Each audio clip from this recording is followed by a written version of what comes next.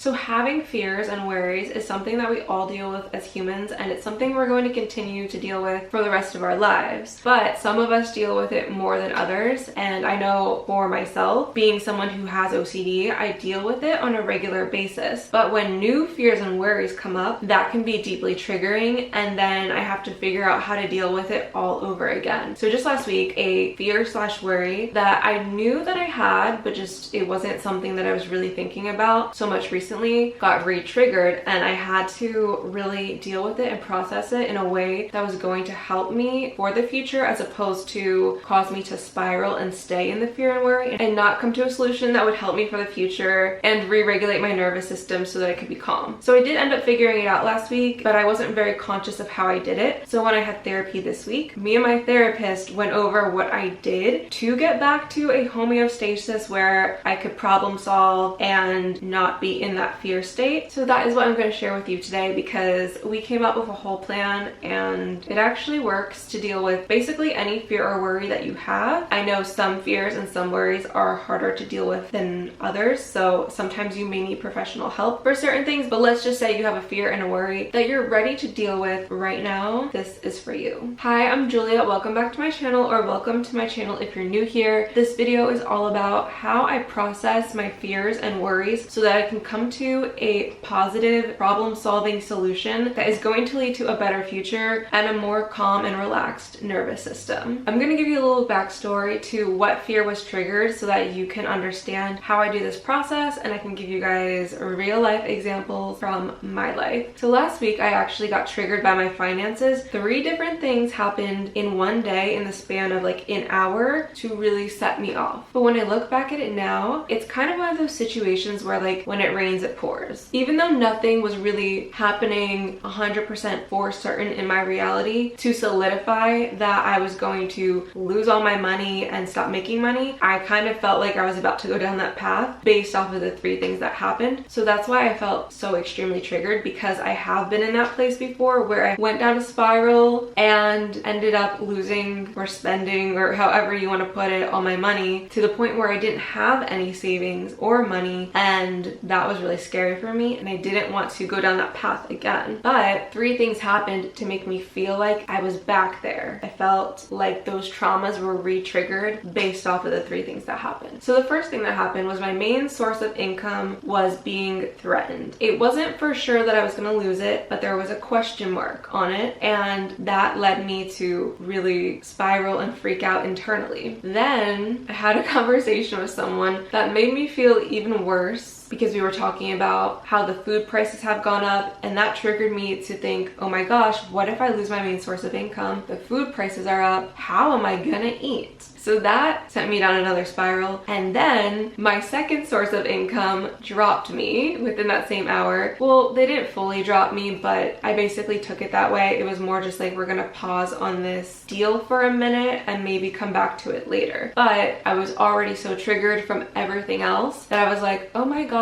I don't know what to do. Everything is falling apart. So I ended up going for a walk to try to calm down. And I think that did help, because it just took me out of like this sitting in my room freaking out vibe. But I can't say that it necessarily made me feel better. It just did kind of switch up the energy a little bit. Then I ended up talking to some other people and regrounding back in the reality where I am working towards my goals and my dreams, and a minor setback is just a minor setback. It's not everything ending. So that's kind of what regrounded me back into, okay, like, you know, at any time, yeah, my main source of income can disappear. That's just the nature of working in social media and working online. Like, things happen, and that is something that I know, but I try not to think about. But because of the threat that I felt, it made me realize that I should have more than 1 or 2 sources of income. I should have multiple sources of income and diversify. But I didn't get to that place yet. I had to go through a process, which me and my therapist came up with through DBT therapy, and I'm going to share that with you now so you can understand the exact process I used to come back to this place where I'm like, okay, I'm going to keep doing what I'm doing because it's working, but I'm also going to add on other things so that I can diversify my income, my audience, my businesses, so that I don't feel like if one source of income goes away, I'm completely rocked by this and don't have any money coming in, because that is scary. scary, and no one wants to feel like that. It's a very unsafe feeling to feel like you can't provide for yourself. That being said, here is the process. The first thing that we did is validate the fear at the core. The fear was me feeling like I won't be able to provide for myself, take care of myself, and earn the money that I need to reach my goals and dreams and be able to move to where I want to move, to be able to afford the food that I want to afford, to be able to afford to have a savings, all the things that I want to enjoy in life. I was afraid I wouldn't be able to provide for, and also I was afraid I wouldn't be able to provide for my basic needs, which is something I've been working on for so long because, like I said, there was a time where I couldn't, and now I'm still in the building phases of being able to. So the way I validated my fear was telling myself that it makes sense that I feel scared because there is a big question mark on my main source of income right now. It could be taken away at any time, but it could also stay. And whether it stays or doesn't isn't the problem. The problem is I need to know that I'm gonna be okay and I'm gonna be able to take care of myself no matter what. And by validating the fear, you are no longer gaslighting yourself, being like you should just get over this, or trying to suppress it, avoid it, whatever. You're accepting, okay, like I'm scared. This reality, you know, it could change at any minute. It could change positive, it could change negative, and if it changes negative, like that is scary for me. So we validate that, and then it's no longer a fear in the shadows. It's a fear that you're bringing to light. The next question is to ask yourself, is this fear justified? Like, is this a real fear that could happen? Or is this something that is very likely not to happen, but you're sort of catastrophizing and jumping to conclusions? When I asked myself that, this fear kind of felt somewhere in the middle because yes, at any time, a social platform can change their rules, their algorithms, their monetization. And if I don't have that, then yeah, this is a real fear. But has it happened yet? No. So do I need to deal with this? No. But could it happen at any time? Yes. But I don't know the likelihood. So the fear is justified, and at the same time, it hasn't happened yet and we don't know for sure if it will or will not. The next thing we did was use the skill function of emotion to really take a look at what this emotion is trying to tell me, because our emotions are always sending us messages. They're not there for no reason. They're not something to ignore or push down or try to get rid of. They're there to share with us what is really going on within us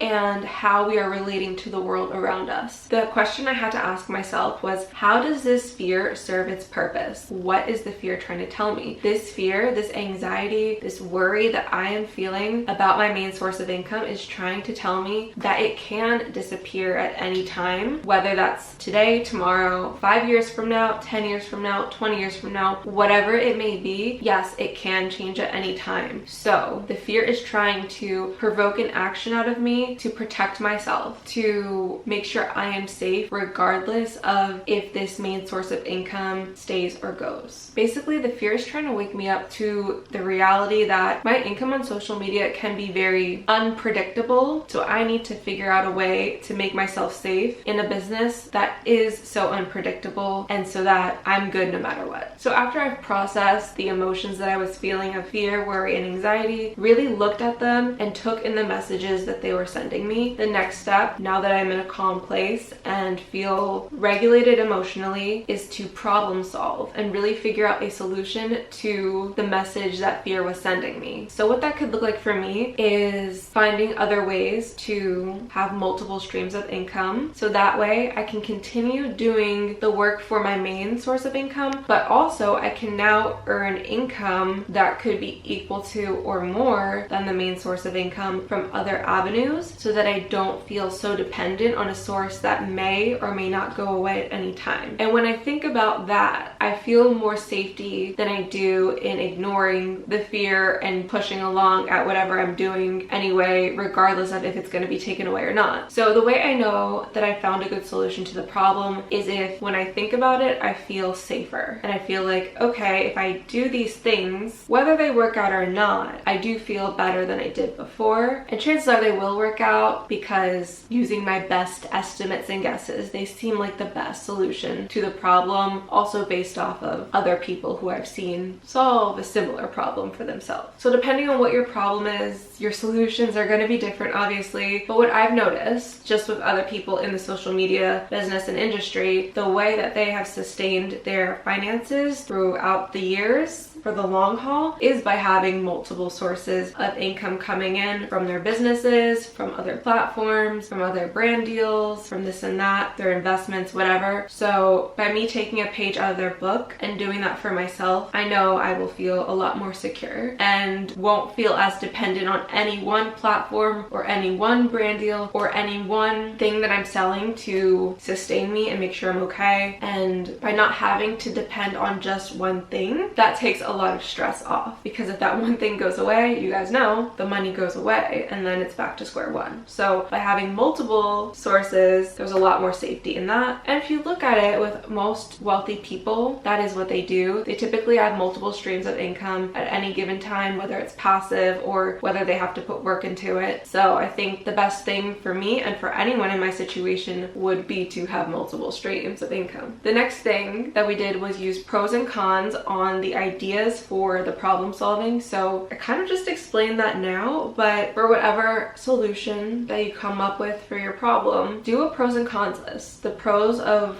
why you should do it and the cons against you doing it. So for example, I kind of just gave you the pros for as to why I need to diversify my income and have multiple streams, but I didn't really give you guys the cons. So I'll share with you the cons now so you can get an idea of what I mean. Basically, with diversifying my income and creating more streams, it's gonna be a lot more work for me. So that is a con, and I'm already doing a lot of work as it is right now. So it's gonna be more work added. I am gonna be starting from maybe not square one, but a lot lower when it comes to figuring out these sources of income and business ideas that I have. So that just adds to the workload. And there is no guarantee that any of these sources are going to make me the amount of money that I want, or the amount of money that I want in the amount of time that I want. So there are a lot of questions and variables with this, but I do think there are more pros to doing this, because in my mind, if I never give up and I stay consistent with whatever business venture, whatever platform, whatever income stream that I am trying to do, multiples of those, I can never lose, and I will always find a way to manifest the money in the end through that stream if I stay consistent and don't stop. When I think of it like that, my pros outweigh my cons, and it leads me to believe this is the best decision for me to make. And the last step is to take the action, which could be opposite action if what you feel you normally do is just kind of tuck things away and go back to whatever you're doing and forget the whole issue in the first place until it really comes up and hits you in the face. But basically for me, it is kind of opposite action, because when worry and fear come up for me, I tend to want to avoid it and want to avoid the situation. So I'm going to be taking opposite action and really facing it and actually taking action towards starting more streams of income. So that way, whether anything changes or not, I'm going to be good. And if nothing changes, then I'm honestly going to be even better than I was before. So in a sense, I took my fear and made it into a positive thing. When normally when fear shows up, I just run with it. And honestly, I let it ruin my life a lot of the times. But this time, because I've been through all the things that I've been through in my past, I'm taking it, I'm looking at it head on, and I'm like, oh, I don't want to make the same mistakes. It's time I do something different. It's time I face it, I work through it, and I do the actions to get me the results that I want in the future. And when you do this with any negative emotion, including fear, you're going to end up getting a much more positive result than you ever would have had if you never felt the fear or the negative emotion in the first place. So that is how you transmute and alchemize a negative emotion into a positive result. I hope this helped. I will see you all in my next video next week. I love you guys so much.